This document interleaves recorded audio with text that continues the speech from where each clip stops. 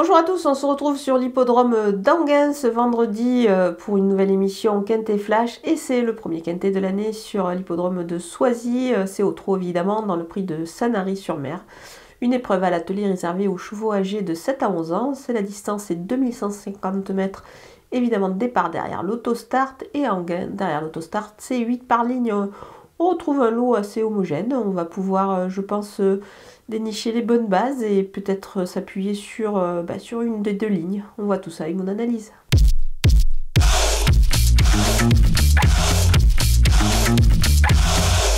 On attaque avec mes bases et le numéro 1, Gali du Goutier. Elle n'a jamais été vue sur ce parcours-là, mais la jument se présente avec des ambitions, elle est pieds nus et elle a vraiment réalisé de perfs intéressantes. Elle va profiter de son numéro 1 également derrière la voiture.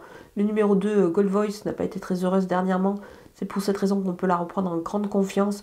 Elle a la pointure d'un tel lot et elle a peut-être même le profil de la deuxième de la course. Et donc on peut la jouer en The Show. Et sur le site theturf.fr, vous pouvez ouvrir un compte et The Turf double votre dépôt jusqu'à 100 € en utilisant le code promo FlashTurf.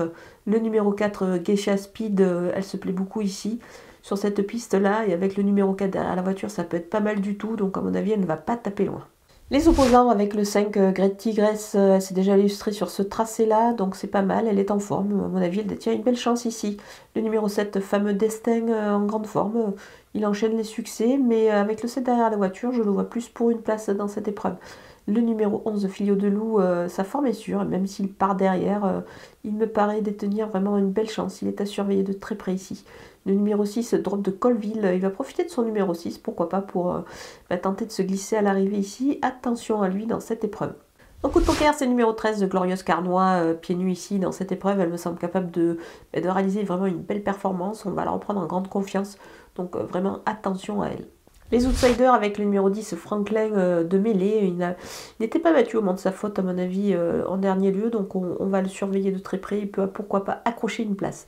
Le numéro 12, Garuda Flini, elle vient d'effectuer sa rentrée, elle peut encore peut-être manquer d'une course, mais attention, on ne va pas la négliger en fin de jeu.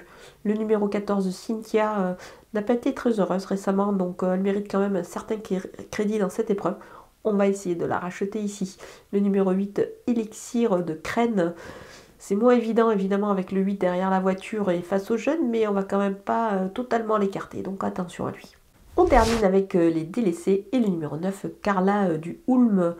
C'est une de ses dernières sorties avant évidemment la fin de sa carrière en France.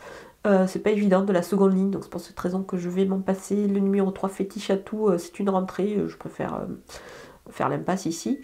Le numéro 15, Felili Eleven, il a encore besoin de courir, donc on va attendre. Le numéro 16, Estra du Château, pas terrible avec ce numéro 16 en seconde ligne, donc je vais m'en passer. Voilà, on a passé en revue tous les partants de ce Quintet Plus d'Anguin. Je vous laisse avec ma sélection et mes conseils de jeu.